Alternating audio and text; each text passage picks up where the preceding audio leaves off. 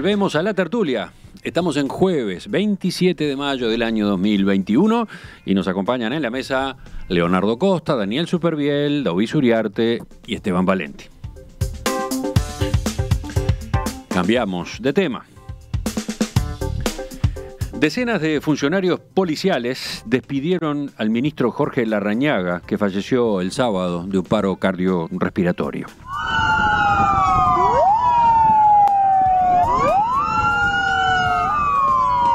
En la noche del sábado, móviles policiales hicieron sonar sus sirenas mientras rodeaban el Palacio Legislativo en forma de homenaje a Larrañaga. Por su lado, el Sindicato de Funcionarios Policiales de Montevideo escribió en su cuenta de Twitter que Larrañaga pasará al recuerdo como un gran y excelente ministro que supo entender, que supo dialogar y sobre todo ser humano en todo lo que trabajábamos juntos. Toda la Policía Nacional está de luto, agregó el gremio en su cuenta en un mensaje. Patricia Rodríguez, presidenta del sindicato, escribió en sus redes sociales sobre Larrañaga. En poco tiempo dio un espaldarazo a nuestros policías, supo tener empatía, supo llegarles con respaldo y fuerza en sus palabras. Quería dignificar la función y por eso coincidimos en muchos planteos. Y luego expresó: lo recordaré como uno de los mejores ministros que supo conquistar el honor y el corazón de sus subordinados y que se ganó el respeto de nuestro sindicato. En los distintos enfoques que hemos tenido en las tertulias en estos días, desde el lunes, todavía no había aparecido. Me interesa conversar con ustedes sobre la reacción del sindicato, la reacción de los policías en general ante el fallecimiento de Larrañaga. ¿Cómo observaron este fenómeno que se dio en los últimos días?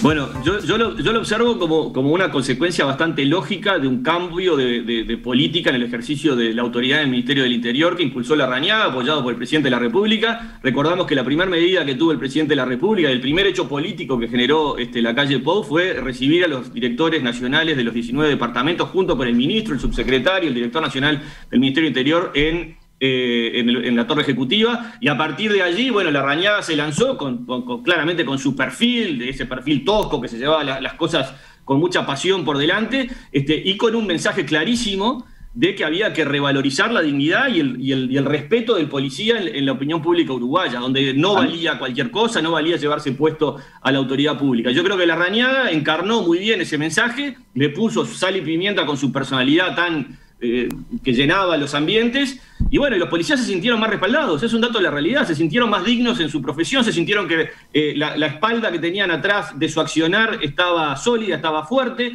y bueno, y eso se lo reconocieron. A cualquier ser humano, en cualquier profesión, que te respalden, te viene bien. A mí como profesor, cuando viene el rector y me dice, che, bien, ¿tuviste bien? Yo me quedo contento. Cuando alguien me comenta, che, salió bien la tertulia, me quedo contento. Y bueno, porque estás haciendo bien tu laburo. Y bueno, yo creo que los policías que no estaban muy bien vistos en las últimas gestiones del frente, o sea, lograron recuperar mucha autoestima, y eso se vio plasmado en esas sirenas que sonaron ahí y en lo que dice. A mí la impresión que me da, Daniel, ¿sabes cuál es? Es que en realidad lo que pasó acá es que, digamos, si uno mira ¿qué cambió del 1 de marzo del 2020 respecto de la política de seguridad?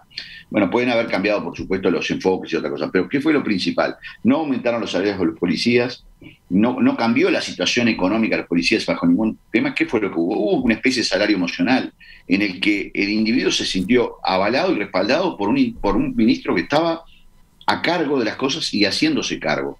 Que creo que esa fue la gran diferencia. Larrañaga estaba 24 horas metido en el tema, lo hacía con pasión, lo hacía con digamos, con un gran respeto. Los otros días cuando estuve saludando en el velorio, me encontré con un policía que estimo mucho, que ya estaba en la época cuando yo era prosecretario de la presidencia, y me dice los WhatsApps de todos los grupos de policías esa noche del sábado, no paraban de mandar mensajes, decir, lo vamos a extrañar, se hizo cargo, estuvo con nosotros. Y eso es una impronta personal de la pasión que tenía Larrañaga en casi todo lo que hacía. Sí, a ver, un detalle, Neco, porque hay algunas preguntas de los oyentes al respecto. Con respecto al homenaje, digamos, a la forma de homenajear a Larrañaga, hubo dos situaciones distintas. Uno, lo que dispuso la autoridad policial, por ejemplo, para el lunes, día de del sepelio en Paysandú, a la hora del sepelio, en cuanto a que hubiera, sí, sirenas sonando y funcionarios policiales haciendo la veña en todo el territorio nacional. Esa fue una disposición orgánica, digamos. De lo que estamos hablando acá es de lo que ocurrió el sábado de noche, el mismo momento, el mismo día de la muerte, unas horas después de la muerte, en los alrededores del Palacio Legislativo, con esa caravana improvisada de patrulleros, y lo que salió a decir el sindicato. Lo que salió a decir el sindicato también, repentinamente, ¿no? El comunicado, las declaraciones de la principal dirigente, de eso es que estamos hablando, ¿no? Claro, y eso es un contraste con lo que opinaba el sindicato del ministro Bonomi. O sea, que acá la diferencia estuvo en la impronta personal de un ministro, más allá del mensaje que se dio de apoyo a la policía. Y también, otra cosa importante, no era un apoyo incondicional. Cuando hubo malos policías, enseguida también se los sancionó. Yo creo que va a ser muy difícil levantar la vara del ministro Larrañaga especialmente en cuanto a esa dedicación personal y a esa pasión que le puso. Va a ser muy difícil y la verdad es que se lo va a extrañar muchísimo. Nadie es insustituible, yo pienso, en la vida, pero sí es difícil de sustituir. Creo que realmente, sin duda, tenía una impronta personal y que hizo toda una dedicación. Ahora también, esto es parte de un mensaje que se fue dando desde hace mucho tiempo, de que estaba desvalorizando la gestión policial, cosa en la que yo no creo. Yo sí creo eso. Pero yo no lo creo. Yo creo que no es cierto que se desvalorizó la gestión policial. Lo que sí es cierto, la política de endurecimiento es muy fácil y que es muy lógico que como corporación la policía lo sienta. Es decir, esa sensación de que no tenemos todas las herramientas. Claro, porque cuando uno tiene la potestad de usar la fuerza, tiene mucha tentación usar la fuerza. No digo que Larrañaga haya dado mano libre porque no fue así, pero sí hubo un respaldo a esa sensación corporativa de que no tenemos las herramientas. Pero mira, en realidad... ¿Me permitís cortarte una cosita? Simplemente para agregarle algo de picante a la cosa. Cuando se instaura el nuevo código del proceso penal, el ministro, la única excusa que tuvo fue la culpa es del código. Y entonces los policías que dijeron, bueno, como la culpa del código, yo no hago más nada. Y yo creo que sí el mensaje de Bonomi fue un mensaje equivocado, fue un mensaje de un individuo que hacía muchos años, y no es bueno que la gente esté muchos años en el mismo lugar, porque te acostumbras a hacer las cosas de la misma manera y no querés cambiar. Y para mí hubo un cambio ahí, sí. No porque no le importara a la policía, porque yo creo que nadie en el sistema político uruguayo tiene esa visión, por suerte, o creo que no la tiene, sino porque también el hartazgo de la misma situación, estar haciendo siempre lo mismo. Yo creo que también Tabaré Vázquez tendría que haber hecho cambios en el periodo anterior, sí tendría que haber hecho. Bueno, no, pero de acuerdo, pero pasa lo siguiente, o sea, yo creo que Larrañaga hubo durante muchos años el discurso más progresista dentro del Partido Nacional y después lo fue cambiando. Fue yendo hacia un discurso más conservador y la prueba fue su intención de reforma constitucional que fracasó, digamos, pero que de alguna forma lo impulsó hacia sentirse identificado con un discurso más duro y más radical y conservador. Yo no va en contra de él, digo, cada uno tiene su visión, él la tuvo, luchó por eso, y si yo reconozco que era un ministro dedicado, es decir, simplemente, es decir, no comparto su visión, pero es lógico que la corporación lo asumiera y lo sintiera como un defensor de sus derechos y su poder. Yo creo, porque además estoy en contra de muchas de las cosas que se pusieron en la luz y que responden a ese discurso conservador. Pero era parte de su gestión.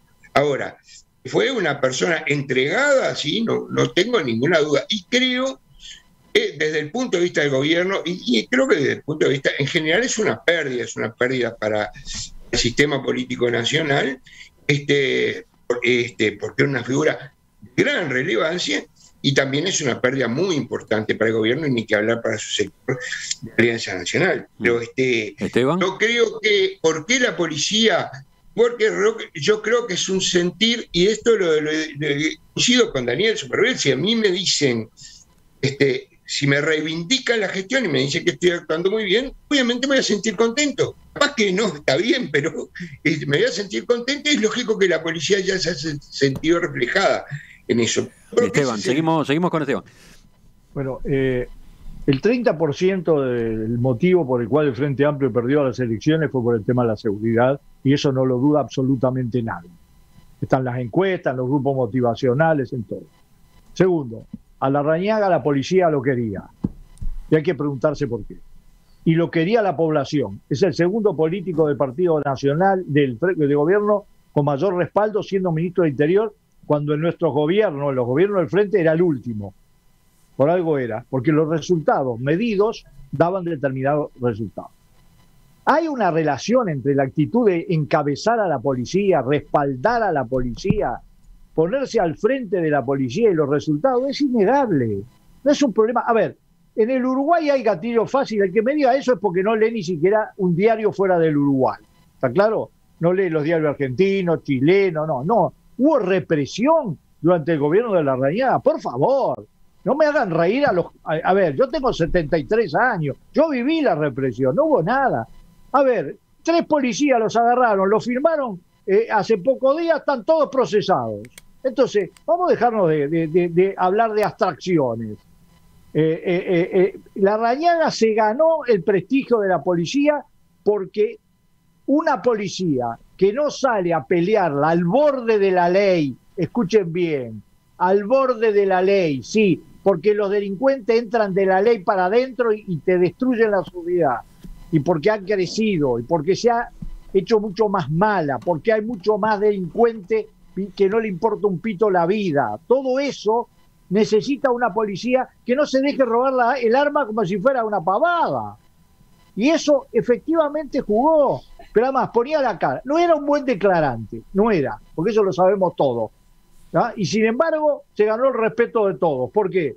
Porque iba donde estaba la cosa caliente, ponía la cara, iba al hospital, iba donde estaban los policías, en el operativo. Es decir, ocupó el espacio que estaba vacío, y que hay que saber que es un problema serio, porque la izquierda no supo tener un planteo ideológico político bien elaborado.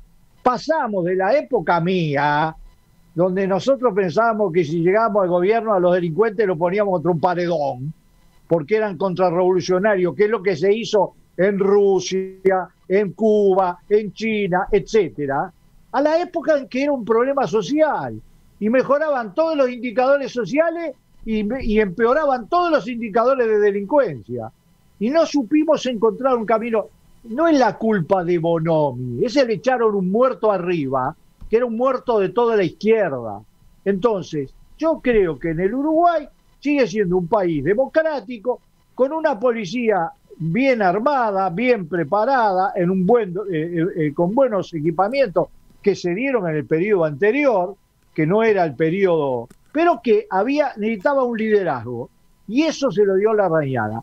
Y no lo van a tener con el cambio. Siguen. Porque hay un problema. Yo pensé que iba a haber alguien con el physique du rôle, y no es el ministro Hebel, que sería el ministro que era en obras públicas, etcétera, pero no, lo que tiene, el único mérito que tiene en la parte del Ministerio del Interior es que es amigo y cercano a la calle. Sí, es de gran cercanía, Gandini, de enorme confianza Gandini, política del presidente, ¿no?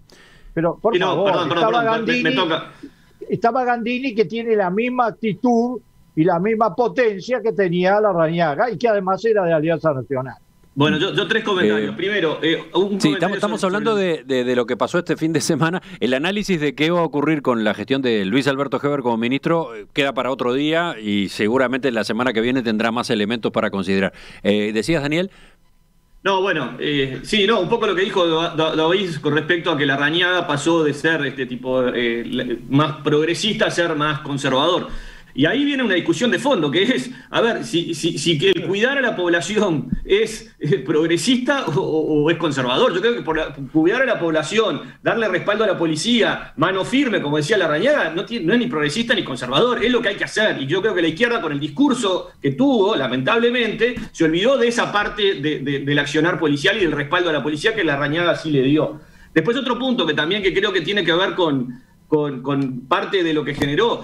también se preocupó por las cárceles que son, bueno, los comisionados de Naciones Unidas las comparan con las peores cárceles africanas. Bueno, Larrañaga tuvo realmente una impronta de meterse dentro de las cárceles, y eso también repercutía en un mejoramiento en la relación adentro de las cárceles entre los policías y los delincuentes, y también fue destacado por delincuentes que están presos, que el ministro del Interior también se había preocupado por ellos. Y después lo otro era sobre Heber, que bueno... A ver, un segundito que creo que está... Esteban asentía, aprobaba lo que decía Daniel. Sí, yo no estoy de acuerdo. Y Daoís no. Las cárceles es cierto que estuvo, pero la gran inversión en materia de cárceles y de solucionar los temas se hizo en el gobierno anterior. Todo lo que quiera. Eso se hizo en el gobierno anterior. En plata, pero lo que yo quiero señalar... Lo que yo quiero señalar es que una cosa es... Es curioso, es interesante que Esteban habla en primera persona del plural, dice, en plata hicimos todo. ¿Pero qué quiere? Disculpame. A ver, que salga alguno a decir que hizo 2 campañas electorales y que contribuyó decisivamente a que el Frente Amplio llegara al gobierno. Está bien, pero últimamente te conocíamos por tus posiciones críticas con el Frente Amplio. A ver, ¿quién financió la campaña electoral del 89? Yo, personalmente. Que el Frente no haya tenido una solución en materia de seguridad, o yo creo que no hubo una solución de materia de seguridad durante la Larrañaga, porque es muy fácil decir que bajaron los delitos cuando todo el mundo estaba en sus casas. No. Es decir, yo creo que es así.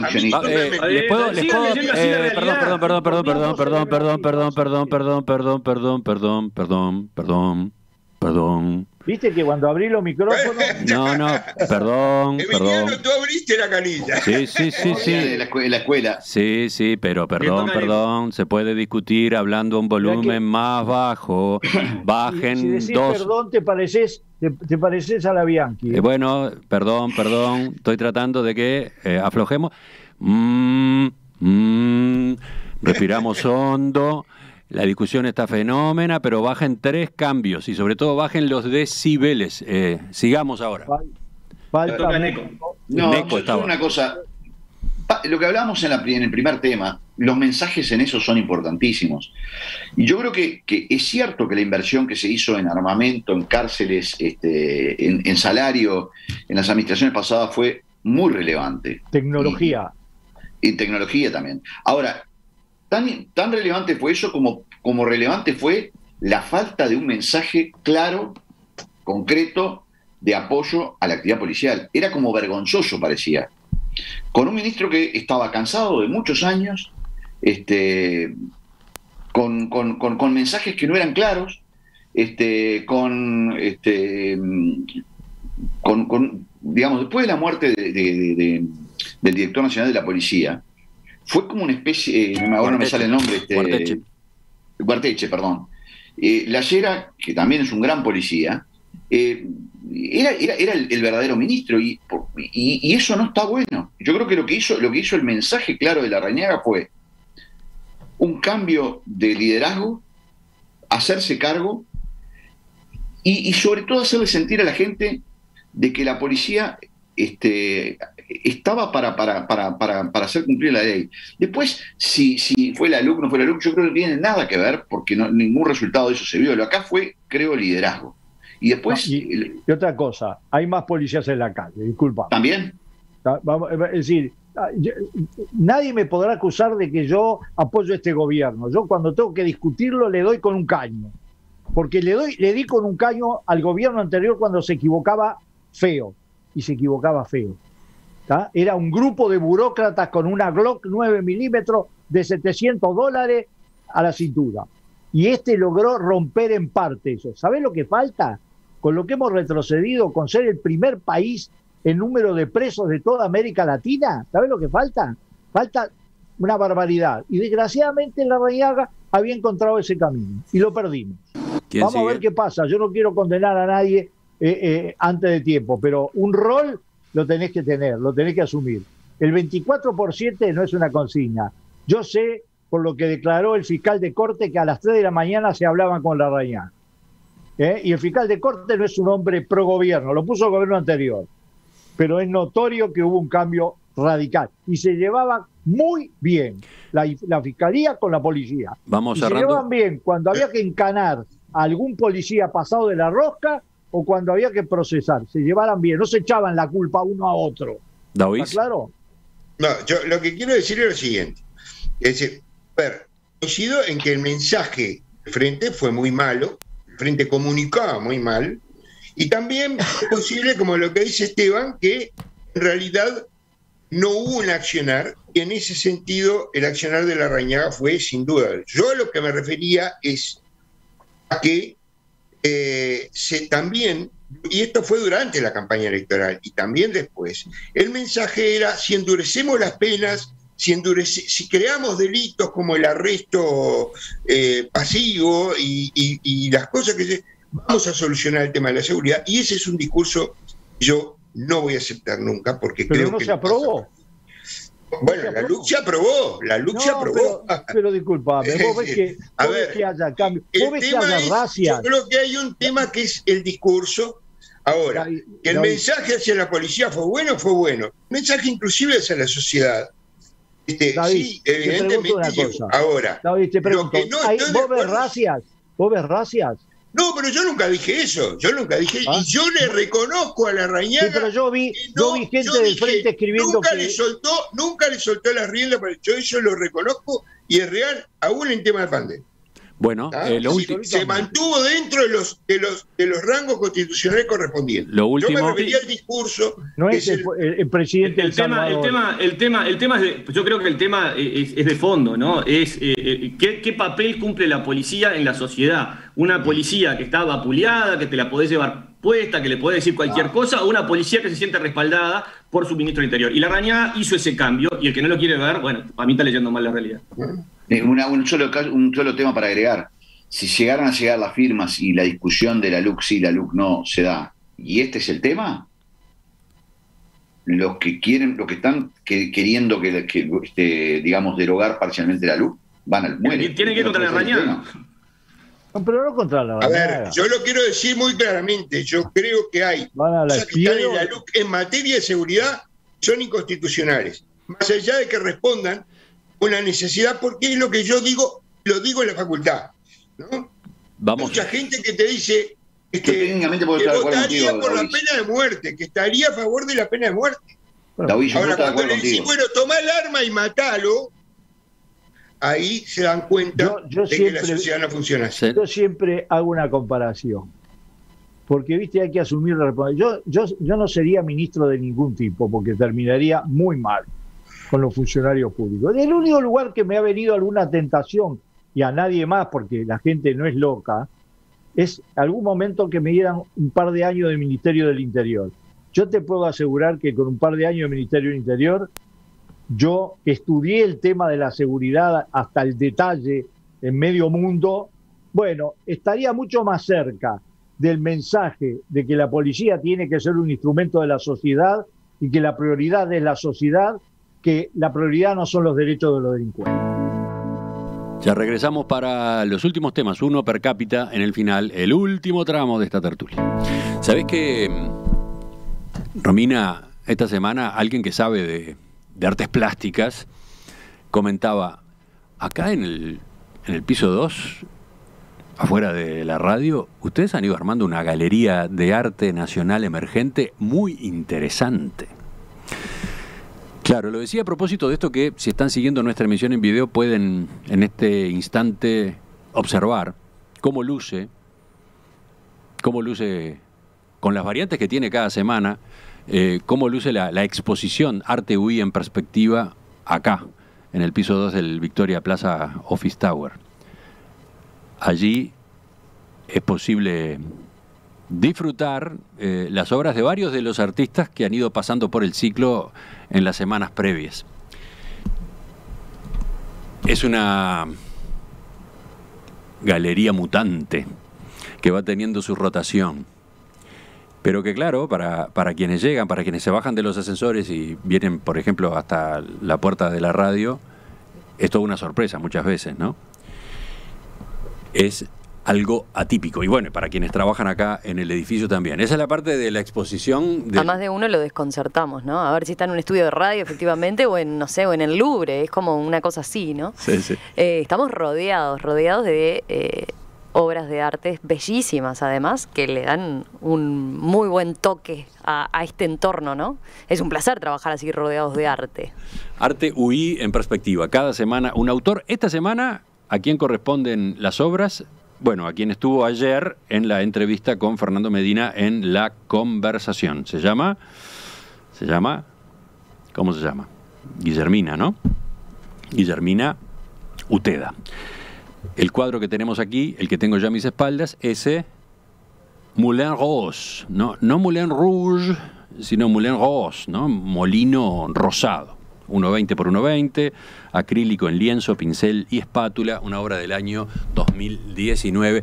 Vayan a nuestra cuenta de Instagram, allí tendrán otros ejemplos del trabajo de esta joven artista, además, ¿no? Porque tiene 23 años, autodidacta, está estudiando comunicación, por otro lado. El reportaje disponible en nuestro sitio web.